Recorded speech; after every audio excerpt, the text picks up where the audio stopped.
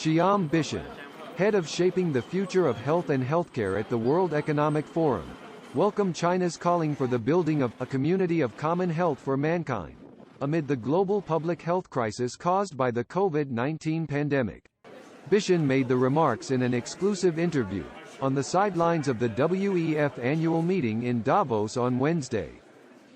He also underlined the problems of access of developing countries to COVID vaccines, naming it a problem that links to health equity. The problem was that most of the production for vaccine was coming from rich nations, was concentrated in just certain areas in developed world, and it was very hard to get out vaccines to developing countries or low and middle income countries in Africa and other parts of the world.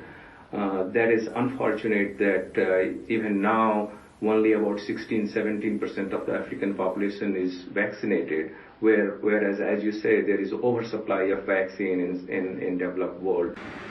China, he said, has made a significant contribution with its at least 3 listed COVID vaccines approved for emergency use by the World Health Organization.